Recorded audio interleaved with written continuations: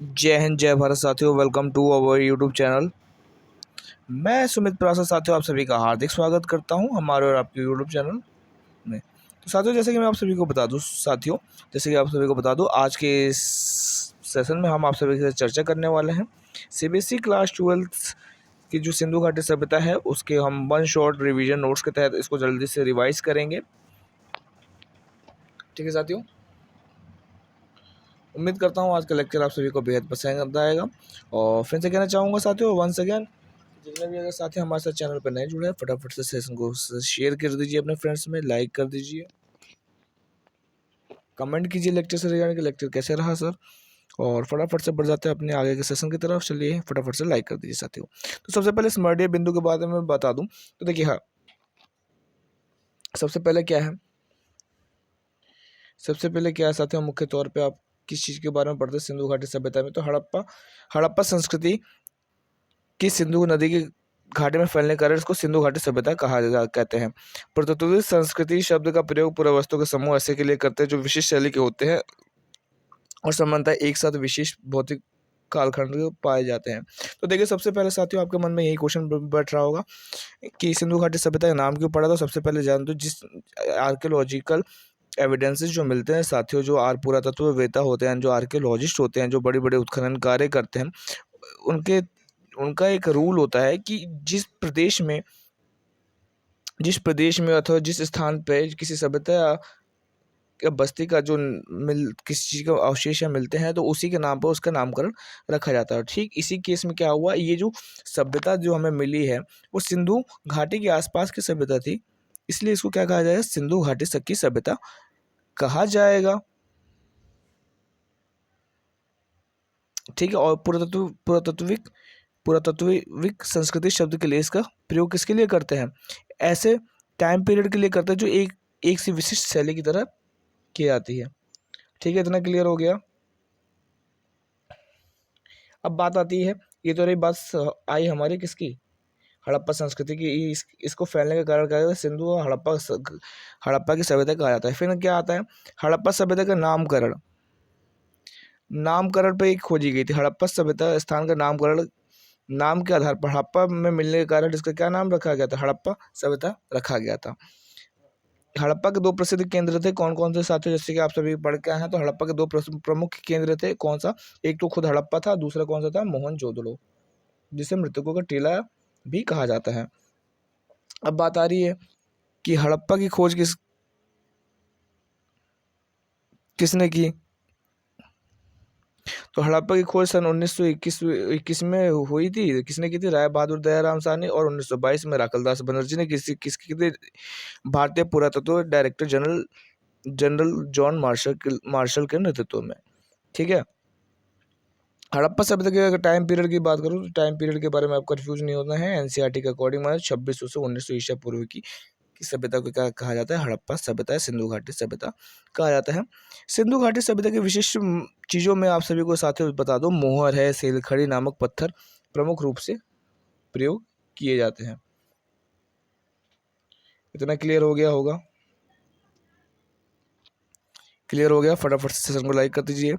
हड़प्पा के बारे में और भी जो जानकारी के स्रोत है वो किस चीज़ से मिलते हैं, तो साथियों यहाँ पे भौतिक अवशेष मिले, यानी खंडर मिले हैं मकानों के, आभूषण मिले, औजार मिले, मोहरें मिली हैं, इमारतें मिली है और खुदाई में मनके इत्यादि वगैरह मिले हैं। क्लियर है, आगे बढ़ जाते हैं जरा।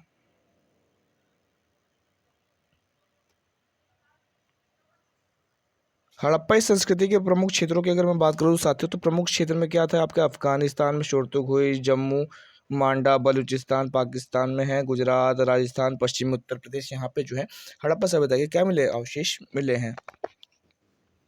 इसके प्रमुख स्थलों में जहाँ पे में कौन कौन से, नागेश्वर है, बालाकोट है, चनहुदड़ो है, कोटजी है, धोलावीरा है, लोथल है,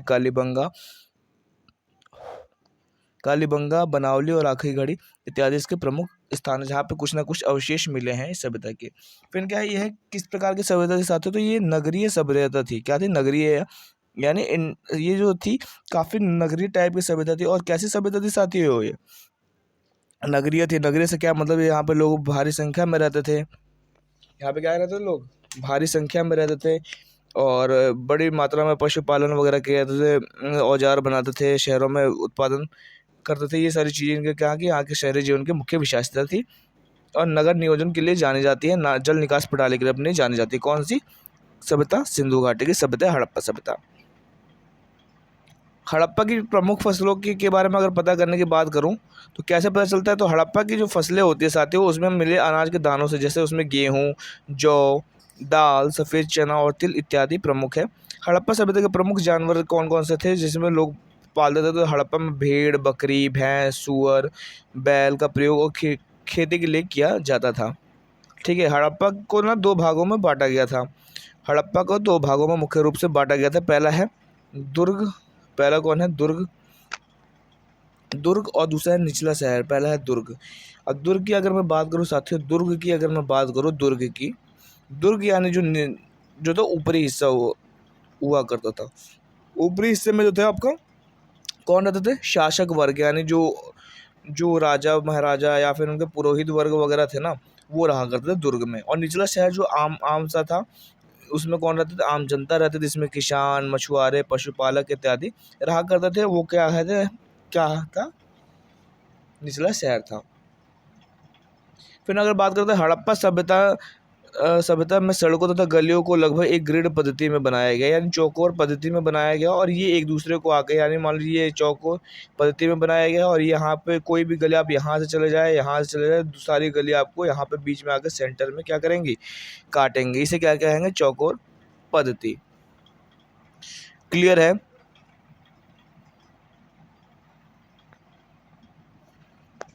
आगे देखते हैं। ये कॉम्पिटिटिव एग्जाम के लिए भी जो भी छात्र बैठेंगे उनके लिए भी इम्पोर्टेंट है, जितना 12th के छात्रों के लिए। ये बात याद रखिएगा, मस्ट इम्पोर्टेंट है। ठीक है, आगे देखिए जरा। ये पढ़ लिया हमने। हड़प्पा सभ्यता में सड़कों तथा गलियों को लगभग एक ग्रिड पद्धति में बनाए गए, दूसरे को समकोण पर काटती थी। यहाँ पे जल निकास के लिए अनूठी प्रणाली व्यवस्था थी। जल निकास प्रणाली के बारे में जैसे कि आप सभी जानते हैं, इसके लिए तो काफ़ी फेमस थी। जैसे कि आज के टाइम के जो नगर है, आप सभी ने देखा होगा, आप दिल्ली जैसे बड़े बड़े नगर, कोलकाता जैसे बड़े बड़े नगर, हल्की सी बारिश हो जाए तो भैया बाढ़ या फिर ज़्यादा बरसात में तो नालियों से पानी निकलते हैं। परंतु उस समय की सभ्यता में सबसे सर्वश्रेष्ठ उदाहरण था सिंधु घाटी सभ्यता का। एक ऐसी एकमात्र सभ्यता थी जो क्या करती थी, इतना कुछ होने के बावजूद भी नहीं, पानी का एक बूंद बाहर नहीं निकल रहा। क्यों? क्योंकि यहाँ पे गारे का प्रयोग किया गया था, जिप्सम का इस्तेमाल किया था।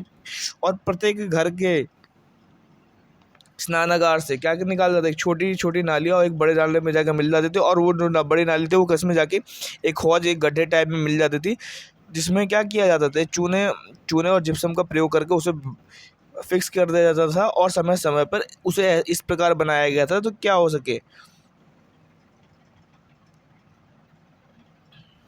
सके, आराम से उसकी सफाई की जा सके, उसको खोलकर। ठीक है,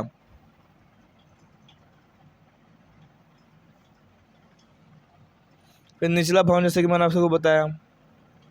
और सिंधु घाटी के प्रमुख सभ्यता के स्रोत क्या थे? तो सिंधु घाटी में सभ्यता में लोग नहरें मिले हैं, कुएं मिली हैं, नहरें और कुएं और जलाशय यानी तालाब वगैरह जो है इसके प्रमुख स्रोत थे सिंचाई वगैरह के। अच्छा, आपको एक क्वेश्चन दे रहा हूँ, करके बताइएगा कि सिंधु घाटी सभ्यता में कुल टोटल कितने कुएं मिले हैं? टोटल कितने कुएं मिले हैं? ये आपका क्वेश्चन है। ठीक है, आगे बढ़ जाइए जरा फटाक से।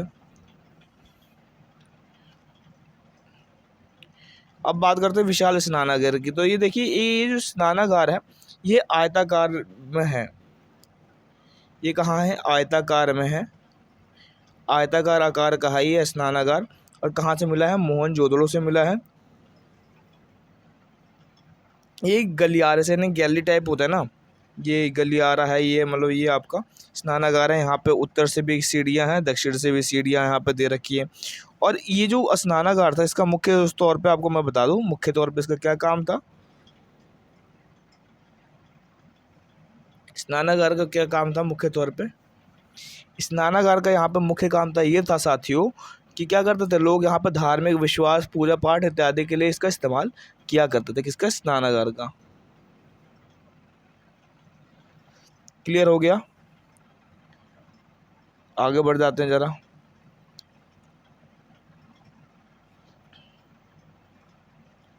अब बात करते हैं हड़प्पा सभ्यता के शवाधानों में आमतौर पर मृतकों को गर्तों में दफनाया गया। यानी जो हड़प्पा सभ्यता की अगर मैं बात करूँ, शवाधान भी 3 तरह के मिले हैं, याद रखिएगा। 3 तरह का भी इसमें शॉर्ट में पढ़ा बताया है, ठीक है। इस सेशन में लॉन्ग वीडियो में कवर अप है पूरा, देखिएगा उसको भी, ठीक है। फटाफट से देखिए। हड़प्पा के शवाधानों को आमतौर मृतकों को दफनाया जाता था, पर मैं आपको बता दूं हड़प्पा में जो दफनाने की विधि थी 3 प्रकार की थी। क्योंकि ज़रा कलर चेंज करने दीजिए। हड़प्पा में देखिए, एक तो पूर्ण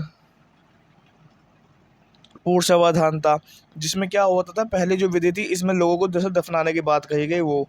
दूसरा होता था आंशिक। दूसरा क्या होता था, आंशिक समाधान। यानी इसमें जो लोग वगैरह मर जाते थे उनको, उनकी हड्डियों को क्या किया जाता, दबा दिया जाता था, कहाँ पे, छोड़ दिया जाता था सड़ने करने के लिए, जब तक पशु पक्षी ना खा ले, उसके बाद दफनाया जाता था। तीसरा था पूर्ण। और फिर आग में दहा वाला था, जिसमें हिंदुओं की भांति क्या कहते, शवों को क्या कहते, जला दिया जाता पूर्ण रूप से। तो दाह संस्कार की भी प्रथा थी, पूर्ण, आंशिक और दाह। ये आपका मुख्य पर्पस हो गया यहाँ पे, किसमें, समाधान में। क्लियर हो गया? इतना क्लियर हो गया आई होप। और आभूषण और जो मन के जो बनाया जाता था सिंधु घाटी सभ्यता के, उसको तोलने के लिए माप का प्रयोग, बाट का प्रयोग किया जाता था। और ये बाट जो होते थे चट नाम के पत्थर से बनाए जाते थे। ये 2, 8, 16, 32 की संख्या के मापतोल के करीबन होते थे, ठीक है। अब बात करते हैं मनकों के निर्माण की। तो मनकों के निर्माण में प्रयुक्त होने वाला जो पत्थर है वो कौन कौन से हैं?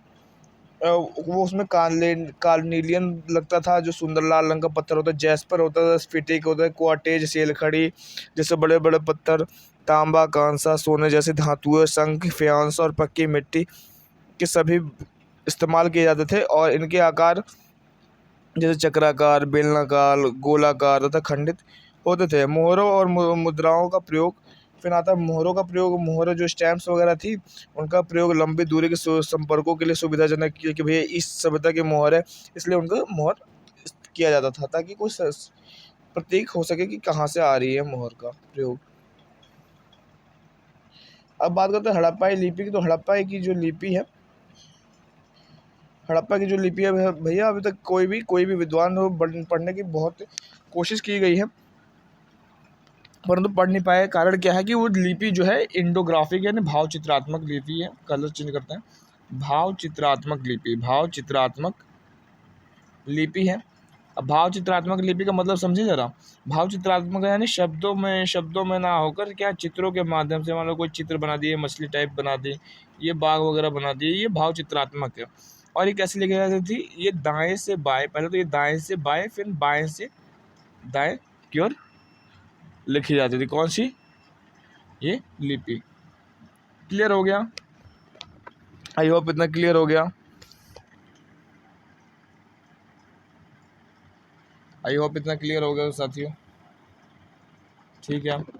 अब बात कर लेते हैं हड़प्पा सभ्यता की विनाश की। अगर मैं बात करूँ तो हड़प्पा सभ्यता के जैसे अस्तित्व को लेकर कैसे उदय हुआ, इसको लेकर जैसे बहस है, उसी प्रकार ठीक इसमें भी, इसी प्रकार में इस तरह चीज़ में भी बहस है कि हड़प्पा सभ्यता का विनाश कैसे हुआ। कुछ विद्वान जो है मानते हैं जैसे कि मनुष्य ज़्यादा शहरीकरण होते बसते बसा रहा था, इसके कारण जलवायु में परिवर्तन हुआ, वनों की कटाई के कारण, वनों की कटाई के कारण बाढ़ आई, या नदियों का सूख जाना, या फिर नदियों का जलमार्ग बनना, या बाढ़ आना, या भूकंप जैसी प्राकृतिक समस्याएं भी हो सकती थी इसका, इनका कारण के पीछे, है ना।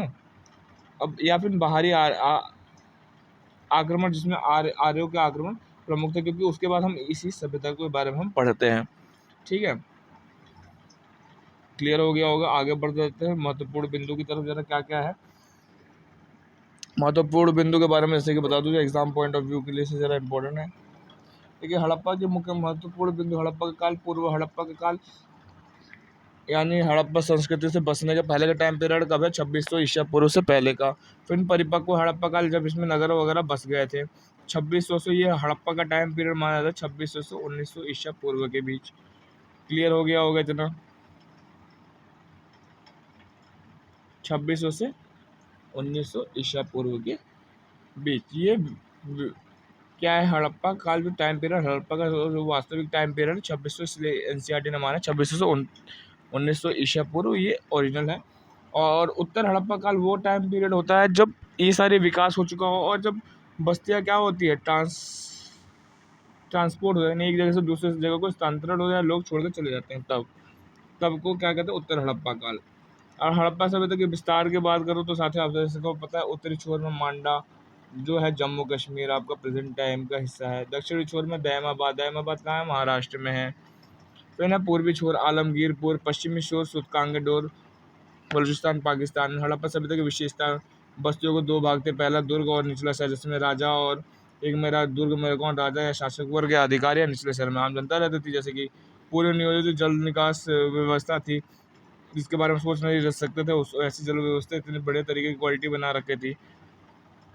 हड़प्पा स्थल में मिले शवधानों में आमतौर पर मृतकों को गर्दों में दफनाया जाता था। ठीक बात है। मोरों को द्वारा सुदूर क्षेत्रों के साथ संपर्क हुआ, विनिमय बांट के द्वारा किए जाते थे। बाट चट नामक पत्थर के द्वारा किया जाता था। ये घनाकारा और इन पर कुछ भी अंकित नहीं होता था किस पे बांटों पे। फिर है कुछ पुरातत्वविदों का मानना है कि हड़प्पा इस्तेमाल का कोई शासक नहीं हुआ करता था, यानी हड़प्पा के लोग बिना शासक के रहा करते थे। बल्कि इसमें जो है, जबकि पुरातत्व यह मानना था कि वहाँ कोई शासक के बजाय कोई शासक थे। कुछ मानते हैं कि वहाँ पे कोई राजा महाराजा का शासन नहीं था, और कभी कुछ मानते हैं सामूहिक रूप से एक राजा नहीं था, बहुत सारे राजा हुआ करते थे, सब मिलजुल के शासन चलाया करते। ये मानता है आधे विद्वानों का। फिर क्या है, सड़कों तथा गलियों को एक ग्रिड पद्धति में बनाया गया था जो एक दूसरे को समकोण पे काटते, जैसे मैंने आपको बताया। उसके बाद क्या है, शिल्प कार्यों में मन के बनाना था, कटाई धातु की चीज़ें, ये सारी इत्यादि चीज़ें प्रमुख थी किसकी, हड़प्पा सभ्यता या सिंधु घाटी सभ्यता की। तो आई होप साथियों, उम्मीद करता हूँ आप सभी को ये आज का सेशन हमारा आप सभी के साथ अच्छा होगा, चर्चा में रहा होगा। उम्मीद करता हूँ पसंद आएगा। तब तक के लिए साथियों, वंस अगेन अपना सपोर्ट बरकरार रखने के लिए, तब तक के लिए साथियों मिलते हैं एक न्यू और फ्रेश लेक्चर के साथ। तब तक के लिए देखते रहे हमारा और आपके यूट्यूब चैनल। तब तक के लिए जय हिंद, जय भारत साथियों।